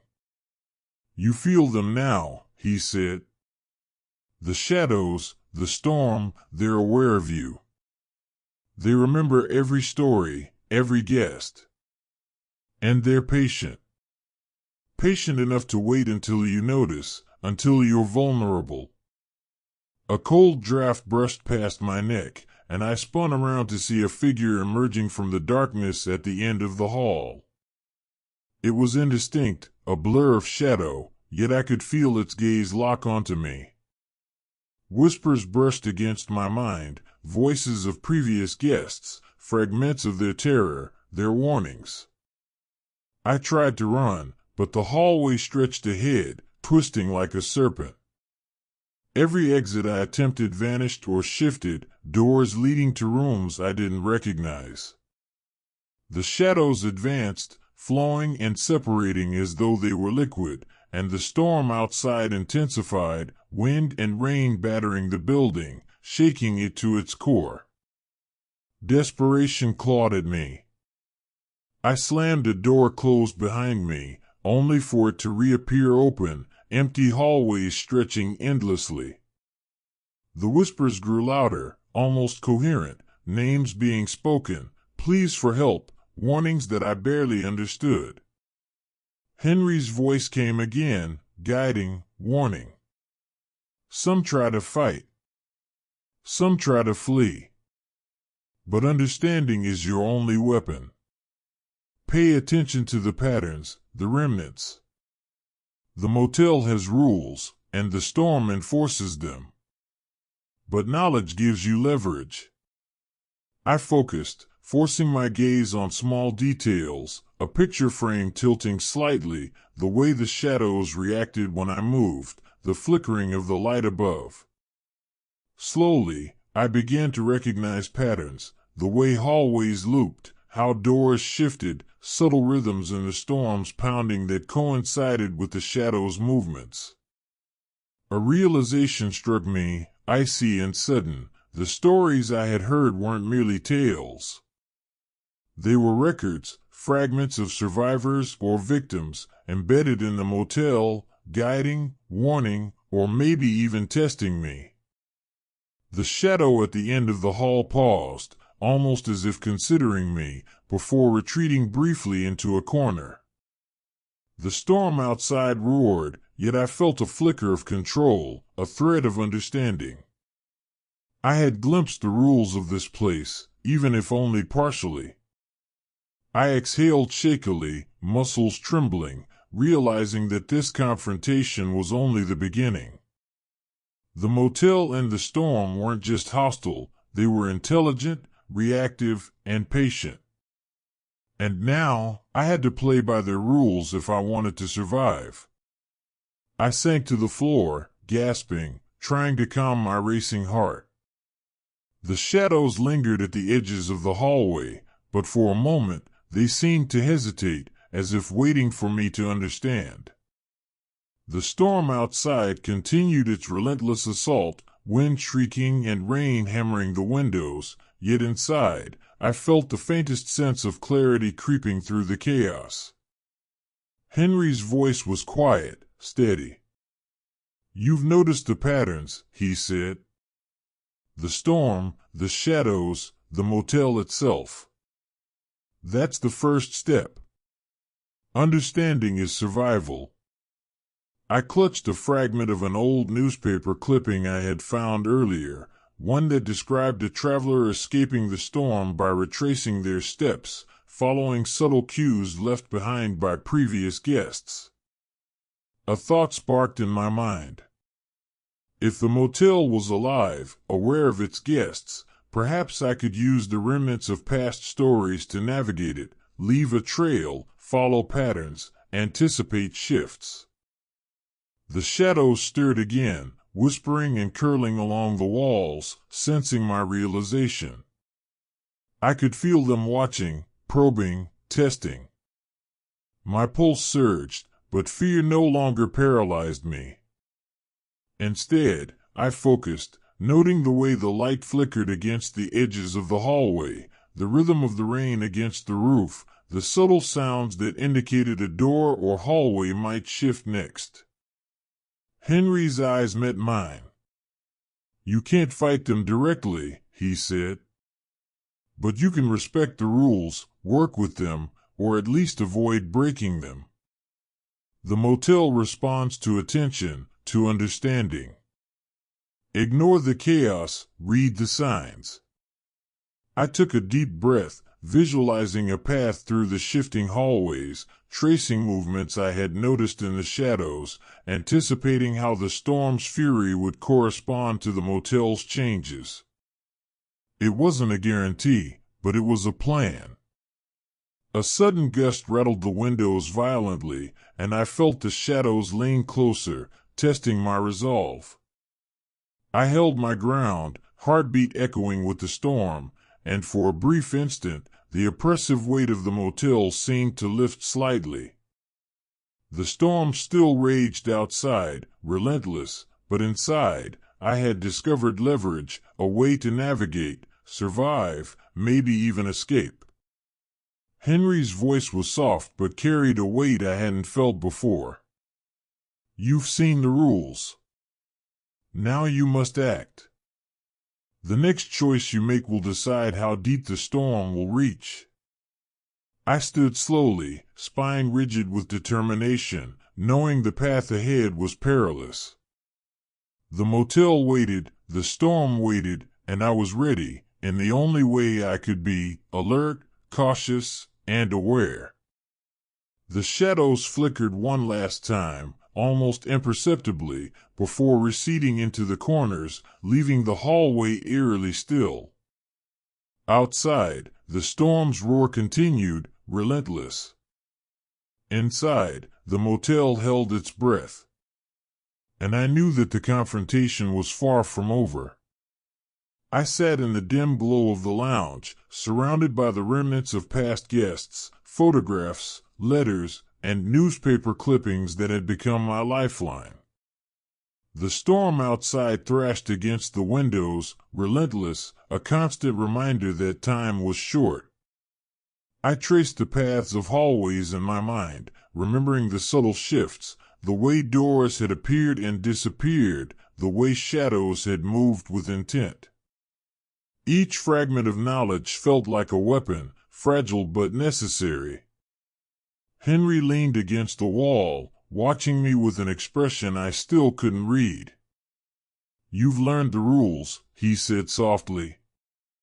"Now it's time to test them. Remember, the motel responds to attention, to understanding. It's patient, but it notices hesitation." I nodded, forcing my fingers to stop trembling. I spread the newspaper clippings on the floor, tracing the patterns of previous disappearances with my eyes. The storm outside seemed to respond, wind whistling louder, rain hammering the roof in sharp, deliberate rhythms. I realized the motel's environment mirrored my thoughts, my fears, my focus. It was alive, aware, waiting. A faint flicker of shadow moved along the wall, and I held my breath. The entity hadn't revealed itself yet, but I could feel its presence, just beyond the edge of perception. I recalled fragments from the diary, warnings etched in frantic handwriting: follow the patterns, respect the rules, do not panic. Those words had never felt more important. I took a deep breath and memorized key landmarks, light fixtures, picture frames, corners where shadows had paused. Every detail mattered. The storm outside roared, and for the first time, I felt that same intensity inside the motel, pressing against the walls, the floor, the ceiling. It wasn't just weather anymore. It was a force, alive, aware, testing me. Henry's calm voice cut through my focus. "You can't fight it directly," he said. "But you can anticipate.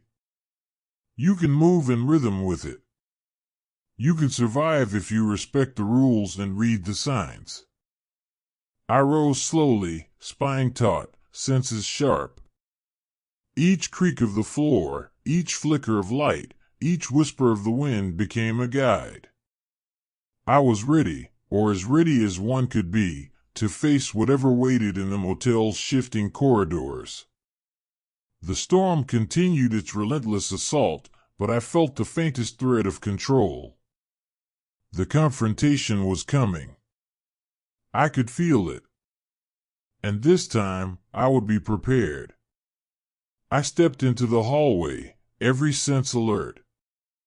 The storm outside had escalated, wind shrieking through the gaps in the windows, rain hammering the roof, and thunder rattling the walls.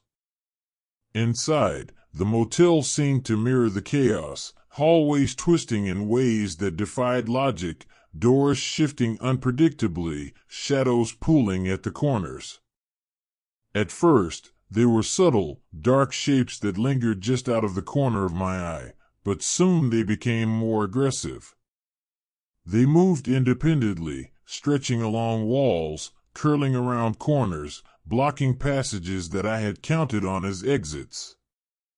Each time I took a step, the shadows seemed to anticipate, adjusting their reach to contain me, testing my reactions. I froze for a moment, heart pounding, trying to map their movements mentally.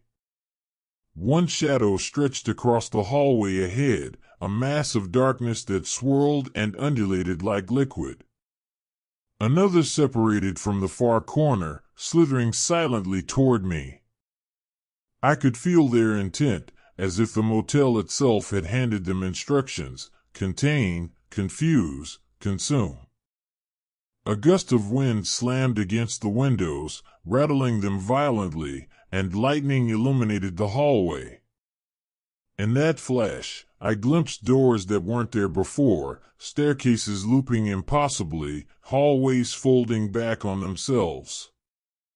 Panic threatened to overtake me, but I forced my focus, remembering Henry's advice: anticipate, observe, respect the rules. I darted forward, using the pattern I had memorized from previous shifts.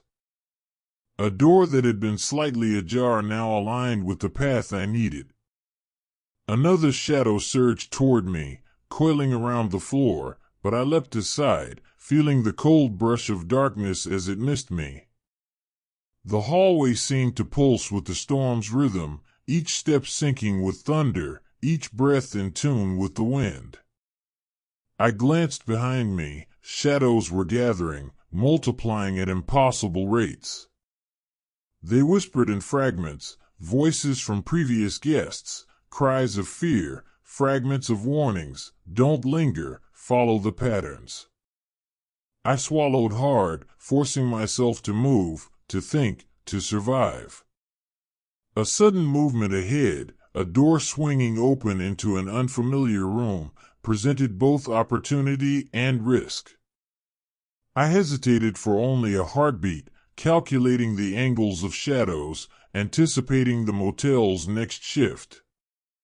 Then I ran, stepping into the room as the hallway behind me seemed to ripple and bend, the shadows clawing after me but never quite reaching. Inside, the room was small, dimly lit, with old furniture that had clearly remained untouched for decades.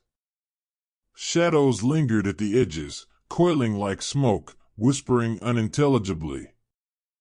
I could feel the storm pressing against the walls, the entity's presence close, testing me, waiting for a mistake. I took a deep breath, heart racing, and reminded myself of what I had learned. The motel followed rules, patterns, and attention. If I stayed aware, if I anticipated the movements of the storm and shadows, I could survive this confrontation. The hallway beyond shifted again, a faint creak of floorboards echoing like a warning. The shadows surged slightly toward the room, then paused, as if deliberating. I knew this was only the beginning. The storm outside screamed in perfect unison with the motel's hunger, and I felt a cold certainty in my chest. I was being drawn into the heart of its power. And I had no choice but to follow. The hallway seemed endless, folding back on itself with every step I took. Shadows stretched and shifted, swirling along walls, pooling in corners, and at times, separating into shapes that felt almost human. I could feel the presence before I saw it, the motel's heart, the source of the storm, the entity that had guided every creak of the floor, every flicker of light, every whisper. A sudden flash of lightning revealed a figure at the end of the corridor. It was indistinct, a mass of darkness that seemed to absorb the weak light, but I could feel its gaze like a physical weight pressing against my chest.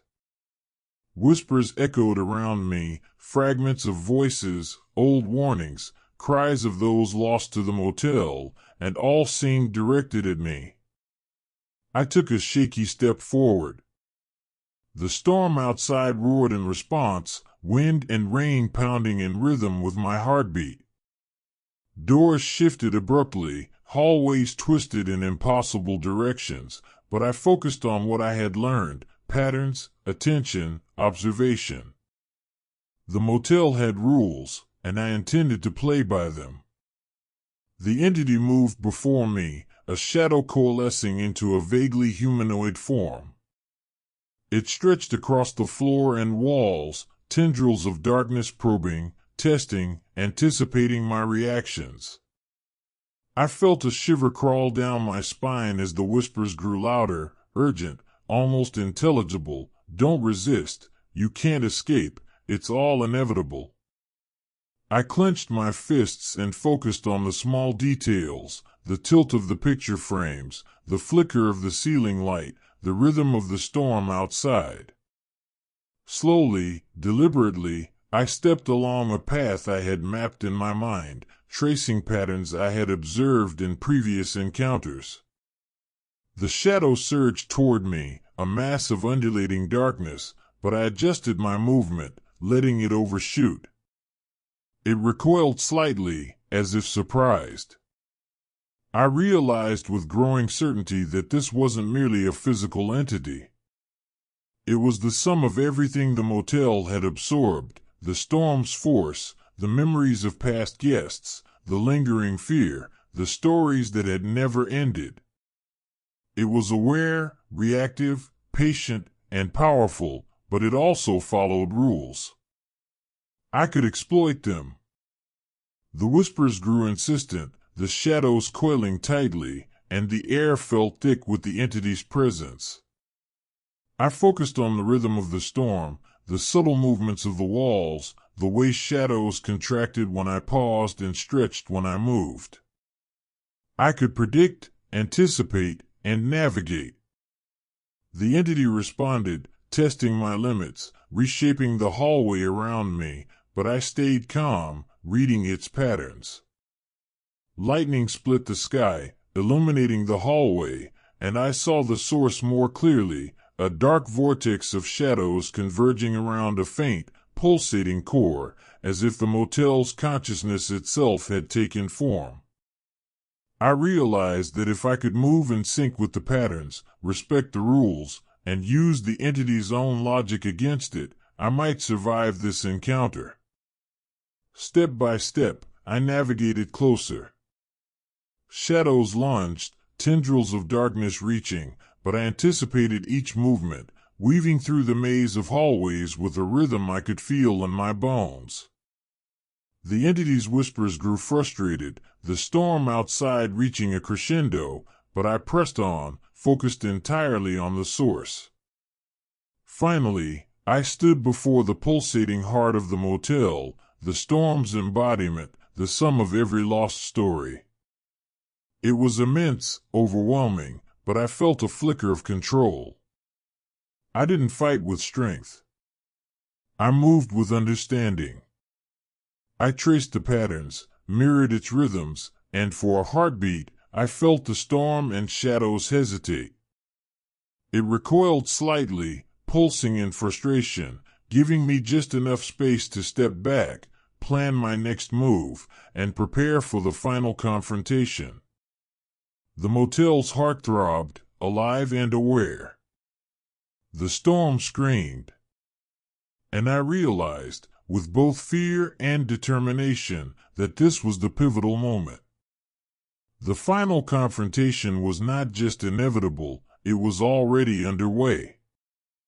The air throbbed around me, heavy and electric, charged with the storm's fury and the motel's restless energy. Shadows swirled in every corner, thickening, elongating, coiling along walls and floors. Each step I took seemed to echo against invisible barriers, doors vanishing and hallways folding back in impossible angles. The entity's heart pulsed ahead, dark and vast, a living storm that had absorbed every past guest, every story, every fragment of fear. I swallowed hard, hammering, and reminded myself of what I had learned. Patterns. Rhythm. Attention. Observation. I had studied the shifts, memorized subtle cues, and traced the entity's movements. Survival meant not fighting but moving in sync with the motel, predicting its changes, respecting its rules. A corridor stretched ahead, doors on either side appearing and disappearing, shadows pooling thickly. I timed my steps with the storm outside, lightning flashes giving brief glimpses of safe spaces, thunder masking the entity's subtle movements. I leapt across a threshold as a shadow surged to block the hallway, feeling the cold brush of darkness against my shoulder. The motel twisted violently. Ceilings seemed to lower, walls curved impossibly, staircases spiraled in every direction. Shadows multiplied, splitting into serpentine forms that lunged at me, but I anticipated each move, adjusting my trajectory, tracing the rhythm I had memorized. The storm's roar outside became a heartbeat I could follow, guiding me through the chaos.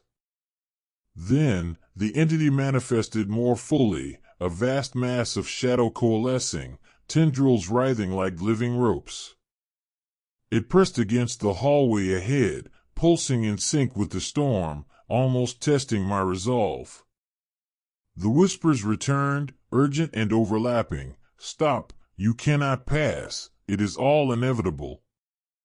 I clenched my fists, ignoring the instinct to flee.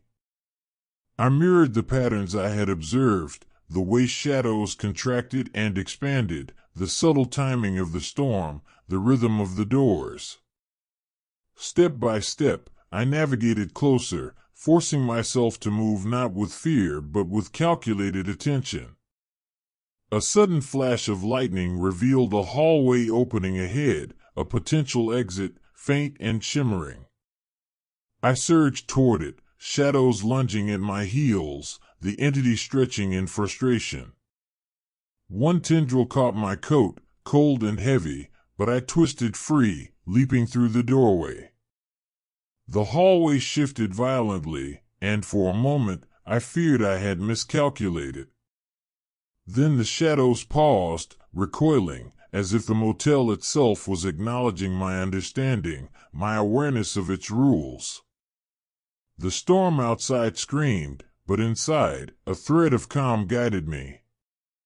I reached the exit, a door barely visible through the shadows and rain. With a deep breath, I pushed it open. The storm's roar was deafening, rain lashing my face, but I felt a surge of relief. For the first time, the shadows did not follow. The motel's heart pulsed behind me, immense and aware, but I had navigated its chaos, survived its tests, and stepped into a fragile safety. I leaned against the doorframe, chest heaving, drenched, adrenaline coursing through me. The storm continued outside, relentless, but the motel's oppressive presence had receded for now. Shadows lingered at the periphery, whispering faintly, but I had endured, using knowledge, attention, and observation as my shield. Henry's voice echoed from somewhere nearby, calm but carrying a weight I understood now. "You've learned well," he said. "The motel tests, but those who observe survive. The storm does not forget, but it will wait." I stood, shivering, drenched and exhausted, knowing this was only temporary. The motel's heart still pulsed, the shadows would return, and the storm would rage again. But for now, I had survived. I had faced the source. I had escaped. And in that fragile calm, I realized I had become part of the motel's story, not a victim, not lost, but a witness, aware and alive. I stepped out of the motel, rain lashing my face and soaking my clothes, but for the first time in hours, I felt a measure of relief. The storm still roared overhead, lightning slicing the sky and thunder rattling distant hills, but the oppressive weight that had pressed against the walls and sides seemed to have eased. I glanced back at the building, expecting it to appear as any ordinary structure. Instead, I saw the faintest flicker of movement in the windows, shadows that didn't belong, walls that seemed slightly distorted, curling in ways that made no architectural sense. My stomach tightened. The motel was still watching. Still aware. Henry appeared beside me, his expression unreadable, yet calm in a way that unsettled me. "You've made it out," he said quietly. "But don't think it's over. The storm, the motel, they remember. They keep records of everyone who passes through. You've survived, yes, but you're now part of its story." I shivered, both from the cold rain and the weight of his words. The idea that every step I had taken, every moment of fear and clarity, had been recorded, stored somewhere in that strange, living place made the relief of escape feel tenuous. The motel had not lost interest. It had only deferred its attention. As I started walking down the muddy path leading away from the building, I noticed small anomalies in the landscape, shadows flickering in the periphery, tree branches bending unnaturally against the wind, patterns in the rainfall that almost seemed deliberate. Each subtle sign sent a shiver through me. The storm was still the same outside, yet somehow different, almost as if it carried echoes of the motel's presence. I paused, catching my breath and staring back once more. The building loomed silently, dark and unyielding, windows glinting with an almost knowing awareness. I realized that what I had thought was merely a place to stay had been far more than that. It had been a living entity, testing, observing, waiting for someone who could survive its rules. Henry's voice broke my thoughts. Keep your senses sharp. Don't let the storm lull you into false safety. It may return, and the motel has ways of reaching beyond its walls. I nodded, my throat tight. Each word felt like both warning and guidance. I took another step down the path, rain soaking me to the bone, heart still racing, yet with the faintest spark of understanding. I had endured, and I had learned. But deep down, I knew the motel's story was far from over, and somewhere in the storm, its gaze lingered. I trudged through the rain, each step sinking slightly into the muddy path, and let my mind wander back over everything I had endured. The motel, the storm, the shadows, they were no longer just events or fears, but experiences etched into me, impossible to erase. I had learned to watch, to anticipate, to move with awareness instead of panic. It had been the only way to survive. Even now, away from the oppressive walls, I could feel echoes of the motel's presence lingering in the air. Tiny movements at the edge of my vision, the whisper of the wind, even the rhythm of the rainfall seemed to mimic the patterns I had noticed inside. It was a chilling reminder that the storm and the motel were not limited to their physical space, they had left traces of themselves behind. I thought of the letters, the photographs, the newspaper clippings I had studied. Each fragment had been a story of fear, survival, or failure. I realized the motel collected these stories, preserving them, weaving them into its own memory. Every guest became part of its history, a record, a warning, or perhaps a test for the next person. And then I thought of myself. I had survived, yes, but the awareness that I was now part of that record unsettled me. The motel's reach might have extended beyond its walls. Shadows could linger, echoes could follow, patterns could imprint themselves on anyone who had been there. I had left physically, but I carried the knowledge, the fear, and the lesson with me. Henry's words echoed in my mind. Keep your senses sharp. The storm may return. I realized it wasn't just a warning, it was a promise. The motel and its storm were patient. They waited. And I knew now that my survival depended not just on leaving, but on remembering, on understanding, on staying vigilant even when the immediate danger seemed gone. A sense of unease settled over me, subtle but persistent, like the shadows in my peripheral vision. The storm might fade, but it would always return, and so would the motel. I wondered if anyone could ever truly escape it. I continued walking, rain soaking me through, heart still quickened but mind sharper, senses alert. Every detail mattered now, the wind, the shadows, the rhythm of the world around me. I had learned that the smallest observation could mean the difference between survival and being lost to the storm. And though relief softened the edges of my fear, I knew the motel's story was still mine to carry, and that some part of it would always linger in the spaces I moved through, watching, waiting, patient. Days had passed since I left the motel, yet its presence lingered like a shadow over my life. I tried to return to normal, walking through the city streets, speaking with friends, eating meals, but the smallest things unsettled me.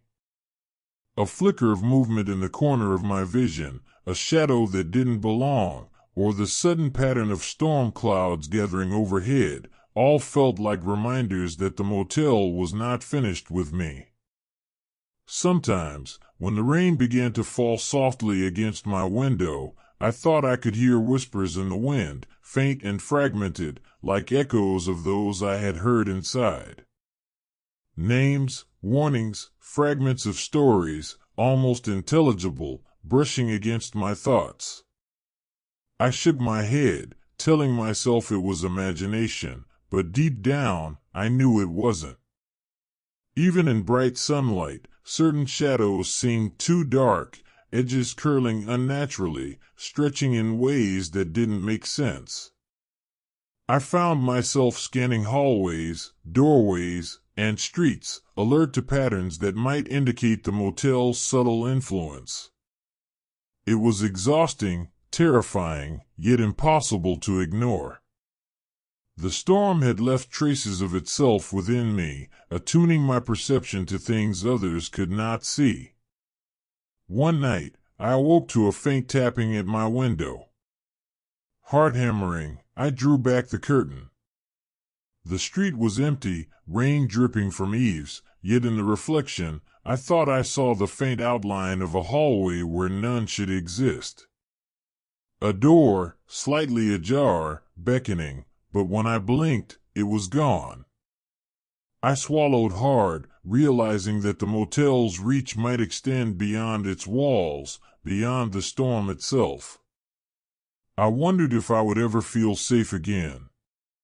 Every flash of lightning, every distant rumble of thunder, felt like a call from the storm, a reminder of its intelligence, its patience. The motel had recorded my story, absorbed my fear, my awareness, my survival, and now it waited, perhaps for another visitor, perhaps for me to forget and stumble. I sat in silence, listening to the wind, feeling the pulse of the storm echo through the world around me. A small, cold certainty settled in my chest. I had survived, but I was changed. The motel, the storm, the shadows, they were part of my life now, an invisible presence that I could not fully escape. And somewhere, beyond the reach of sight, the whispers continued, patient, insistent, waiting for the next chapter to unfold. The days blurred together, rain and shadow marking the edges of my perception. I tried to convince myself that I was free, that the motel, the storm, and the shadows were behind me. Yet every fleeting shape, every whisper carried a weight I could not shake. I had survived, yes, but survival was only the beginning. I often revisited the fragments of the motel in my mind, the shifting hallways, the coiling shadows, the storm's pulse. They were lessons etched into me, attention, observation, understanding the rules. Each fragment of memory felt like a key I carried with me, a way to navigate not only that place but the echoes it had left in the world. Sometimes I caught myself staring at buildings in the distance, seeing faint distortions in windows or shadows that didn't belong. A fleeting thought would cross my mind, is this the motel reaching out again? And I would realize that part of me had been marked, connected in ways I could not fully comprehend. I kept the letters and photographs I had salvaged, reminders of the stories the motel had absorbed, the lives it had touched and twisted. My own experience now joined them, a record, a warning, perhaps a guide for whoever would follow. The motel remembered, as did the storm, and in some small, unsettling way, I was still part of it. Yet amid the unease, a quiet resilience settled in me. I had faced the source, navigated the chaos, and survived with awareness intact. That knowledge, fragile as it was, became a kind of armor, a way to endure even when the wind whispered and shadows flickered at the edge of perception.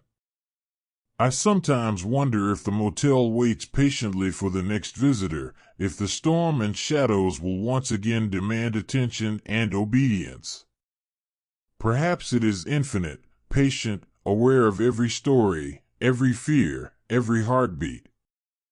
And perhaps my story, like those before it, will remain as part of its memory, shaping the next encounter, lingering in the corners of the world, unseen but always present.